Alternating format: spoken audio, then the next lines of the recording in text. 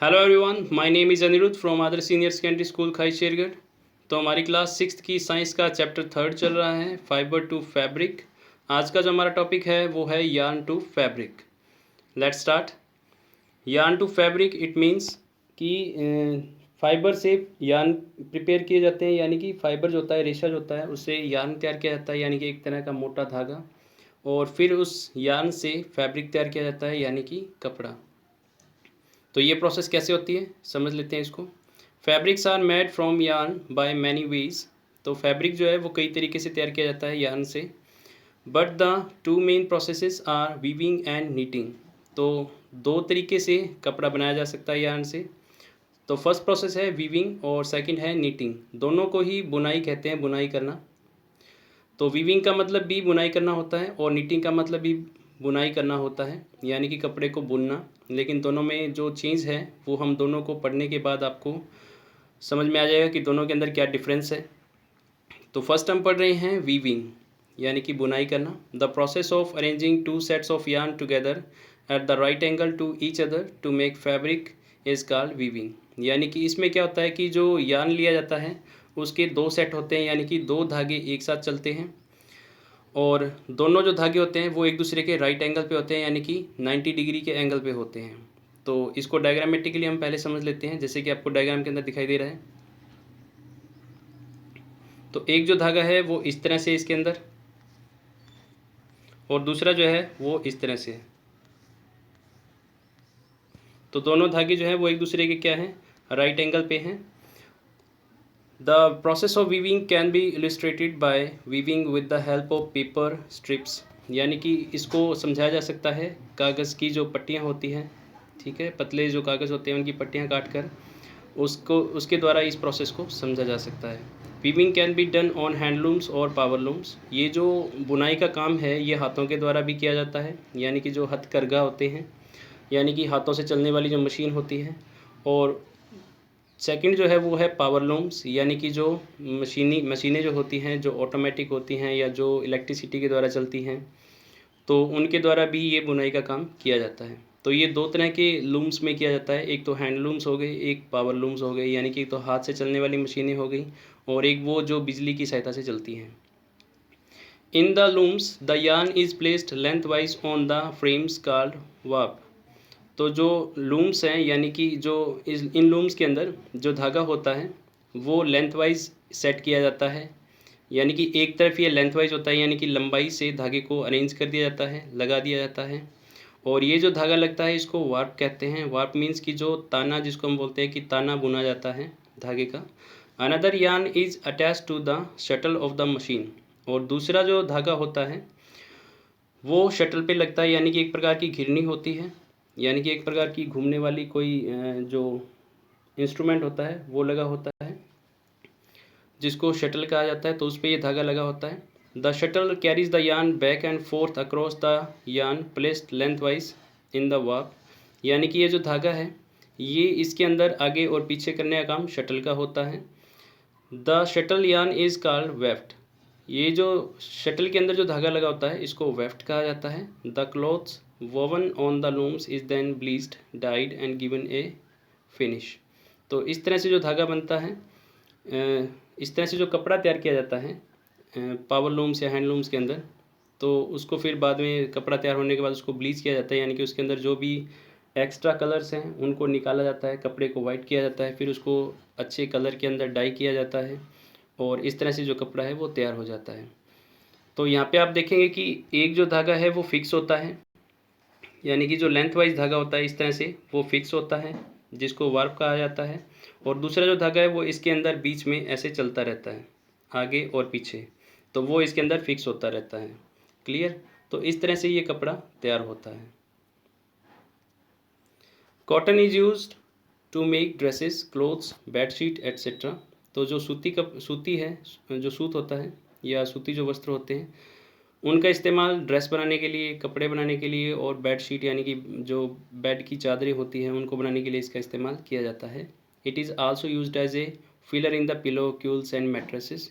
इसके अलावा जो कॉटन होती है, जो कपास होती है या जिसको हम रुई कह सकते हैं, तो ये भी कई तरह के जो जैसे कि पिलो यानी कि जो तकिए वगैरह होते हैं उनके अंदर ये भरने के काम आती है। Not only cotton, even coconut fibre can be woven into rough material called coir.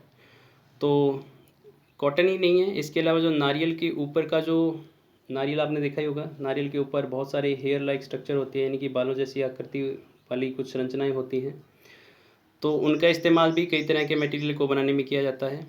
तो ये जो हार्ड मटेरियल होता है, ये जो ऊपर की नारियल के ऊपर जो बालों जैसी आकृति होती है ब्राउन कलर की, इसको कॉयर कहा जाता है।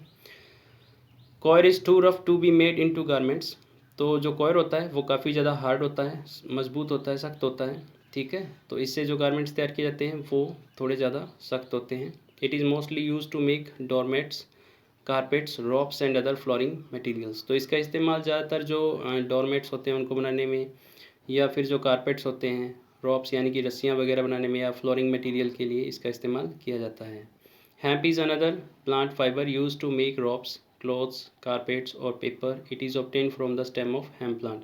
हेम्प जो है इसको हिंदी में सन का पौधा कहा जाता है। तो इस सन के पौधे से भी एक फाइबर मिलता है जिसको हेम्प कहा जाता है, और इसका इस्तेमाल भी रस्सियाँ बनाने में, कपड़ा बनाने में, कारपेट्स बनाने में, या पेपर बनाने यानी कि कागज़ बनाने में इसका इस्तेमाल किया जाता है। और ये जो हेम्प होता है ये हेम्प प्लांट से ही प्राप्त किया जाता है। सेकंड जो प्रोसेस है बुनाई की वो है knitting. In knitting a single yarn is use to make a fibre. तो इसके अंदर क्या है, एक सिंगल जो यार्न होता है उसका इस्तेमाल किया जाता है, यानी कि एक सिंगल जो धागा होता है उसी का इस्तेमाल किया जाता है कपड़ा बनाने के लिए। Many times many yarn are joined 1 to 1 length wise. तो इसमें कई बार ऐसा भी होता है कि जो काफ़ी सारे यार्न्स होते हैं उनको जोड़ा जाता है लेंथ वाइज, लंबाई के अनुसार। Knitting can be done by hand and also on machines. तो ये हाथों के द्वारा भी किया जाता है और मशीन के अंदर भी नीटिंग की जा सकती है। Socks, sweaters etcetera are knitted from the suitable yarn. तो इसी तरह से जैसे जुराबें हो गई, स्वेटर जो होते हैं वो नीटिंग प्रोसेस के द्वारा ही बनाए जाते हैं। अब जो नीटिंग और वीविंग है दोनों में मेन डिफरेंस क्या है, तो आपने देखा कि वीविंग के अंदर 2 धागों का इस्तेमाल किया जाता है, यानी कि जो 2 यार्न्स होते हैं उनका इस्तेमाल किया जाता है। एक लेंथ वाइज होता है और एक इसके अंदर, यानी कि दोनों जो धागे होते हैं वो एक दूसरे के क्या होते हैं, राइट एंगल पे होते हैं, 90 डिग्री के एंगल पे होते हैं, जैसे कि हमने पीछे डायग्राम के अंदर देखा था। और नीटिंग के अंदर क्या होता है कि बेसिकली एक ही यार्न का इस्तेमाल किया जाता है, यानी कि एक ही धागे का इस्तेमाल किया जाता है किसी कपड़े की बुनाई के लिए। तो it is the main difference between weaving and knitting. Last one is jute. तो जूट जिसको पटसन भी कहा जाता है हिंदी के अंदर। Jute fibre is obtained from the stem of the jute और पटसन plant. Jute plant is about 2.5 to 3.5 metres in height. तो जो पटसन है वो पटसन के पौधे से ही प्राप्त किया जाता है। पटसन का जो रेशा होता है वो पटसन के पौधे से यानी कि जूट प्लांट से ही इसको प्राप्त किया जाता है। और ये जो पटसन का पौधा होता है इसकी लंबाई जो होती है, यानी कि इसकी जो हाइट होती है वो 2.5 से 3.5 मीटर की होती है। Jute is grown in alluvial soil in the region of high temperature and plenty of rainfall। तो ये जो पौधा होता है जूट का, ये कौन से मिट्टी के अंदर होता है, alluvial soil, जिसको हिंदी में जलोढ़ मृदा कहते हैं। तो इस पौधे को उगने के लिए जो टेम्परेचर है वो हाई चाहिए होता है, यानी कि तापमान उच्च चाहिए होता है, और इसको काफ़ी ज़्यादा बरसात की ज़रूरत रहती है। In our country jute is mainly grown in West Bengal, Bihar and Assam. तो ज़्यादातर जो जूट है वो हमारे देश के अंदर पश्चिमी बंगाल, बिहार और असम में उगाया जाता है। It is cultivated during the rainy season. इसकी जो खेती होती है वो ज़्यादातर बरसात के मौसम में होती है। It bears yellow flowers in 3 to 4 months. इसके ऊपर जो फ्लावरिंग स्टार्ट होती है, यानी कि इसके ऊपर फूल जो लगने शुरू होते हैं वो 3 से 4 महीने के दौरान हो जाते हैं। These plants are usually cut at the flowering stage. तो इनके ऊपर जब फ्लावरिंग स्टार्ट होती है तो इन पौधों को काट लिया जाता है। At good quality fibre is obtain from plant at the flowering stage. तो इसको फ्लावरिंग स्टेज में क्यों काटते हैं, क्योंकि जब हम इसके ऊपर फ्लावर लगने वाले होते हैं तब इसकी कटाई की जाती है ताकि इससे अच्छा जो रेशा है वो प्राप्त किया जा सके। Stem of jute plant are soaked in the stagnant water for few days until they start rot। फिर इन पौधों को कटिंग करने के बाद किस में डाल देते हैं, जो रुका हुआ पानी होता है किसी जगह पे, तो उसके अंदर इन पौधों को लाकर डाल देते हैं। और इनको तब तक रखते हैं उस पानी के अंदर जब तक कि इनके अंदर ये स्टार्ट टू रॉट, यानी कि ये इनके अंदर गलन सड़न पैदा ना हो जाए, यानी कि ख़राब होने शुरू ना हो जाए। तो इट इज़ कॉल्ड रेटिंग, इसी को रेटिंग कहा जाता है। Then the fibres are separated from the retted stem by hand. तो जब पौधा जो है वो रॉट होना शुरू हो जाता है, यानी कि जब उसके अंदर थोड़ा सा वो गलना शुरू हो जाता है, तो फिर इस रेशे को प्राप्त किया जाता है और ये हाथों के द्वारा इससे अलग किया जाता है। Once the fibre are obtain from obtained, they are made into yarns by twisting the strands together, and the same process as in case of cotton are done to make the fabric from the jute fiber।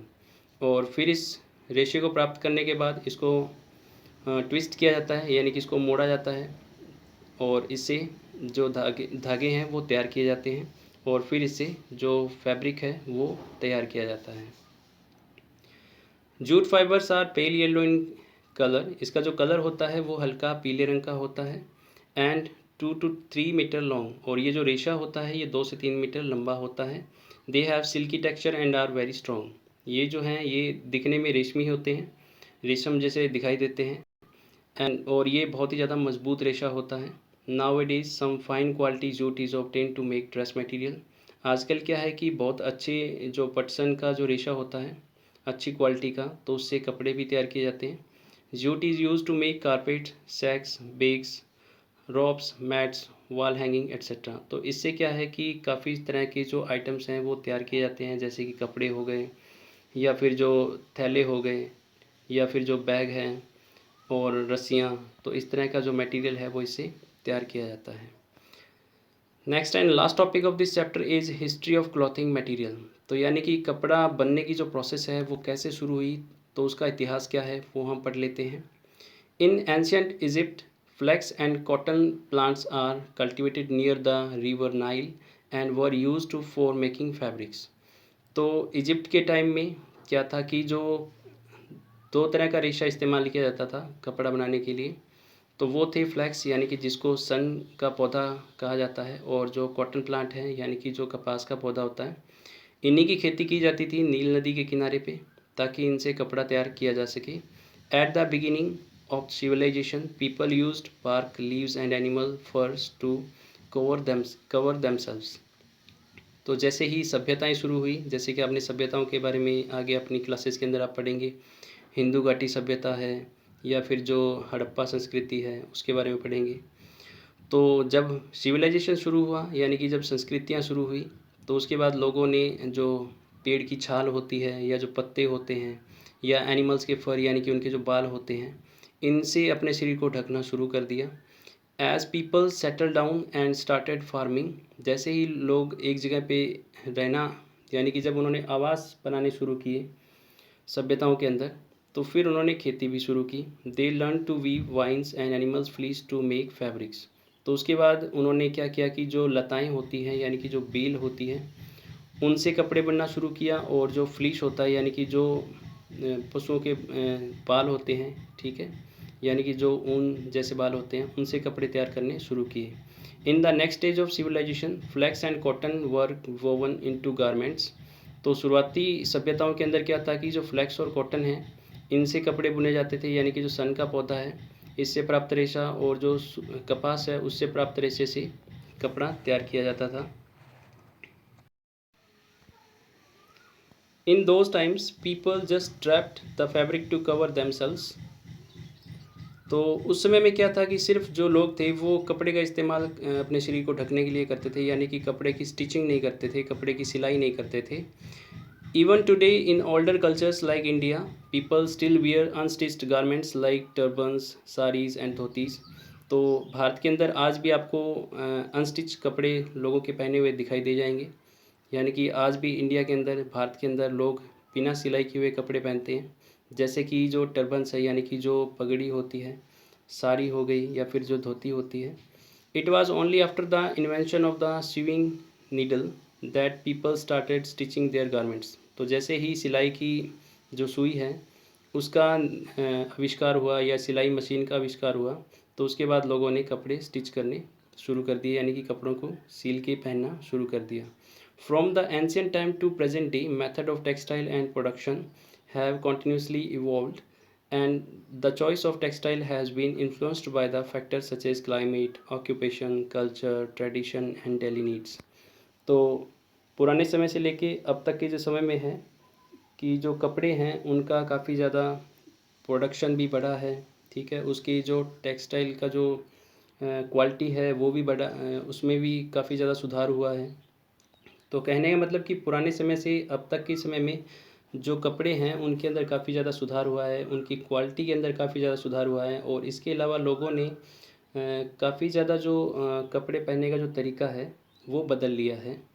अब ये जो जो लोगों के द्वारा कपड़े पहने जाते हैं, तो वो निर्भर करता है कि वो जिस तरह के मौसम में रहते हैं तो वहाँ पे किस तरह के कपड़ों की आवश्यकता होती है, तो वो उसी तरह के कपड़े यानी कि मौसम के अनुसार पहनते हैं।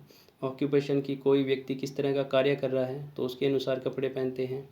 कल्चर किसी किसी प्रकार की संस्कृति या सभ्यता में रहने वाला जो इंसान है, जैसे कि जो सिख धर्म को फॉलो करते हैं तो वो एक अलग तरह का पहनावा रखते हैं। हिंदू धर्म को फॉलो करने वाले कुछ अलग तरह का पहनावा रखते हैं। मुस्लिम धर्म को फॉलो करने वाले कुछ अलग तरह का पहनावा रखते हैं। तो यानी कि संस्कृति के अनुसार भी जो कपड़ों का पहनने का तरीका है वो अलग हो गया है। ट्रेडिशन एंड डेली नीड्स, और इसके अलावा जो ज़रूरत के अनुसार यानी कि रोज़ाना किसी इंसान के द्वारा किस तरह का कार्य किया जाता है या किस तरह के वो फंक्शन में जा रहा है, तो उसके अनुसार भी जो कपड़ों का पहनने का तरीका है वो उसमें काफ़ी ज़्यादा बदलाव हुआ है। तो इसी के साथ हमारा ये चैप्टर कंप्लीट हो गया है। इसकी जो एक्सरसाइज है वो आपको स्कूल की ऐप पे मिल जाएगी, तो वहाँ से आप उसको नोट डाउन करिएगा और उसको लर्न भी करना है। तो आज के लिए बस इतना ही। Thank you.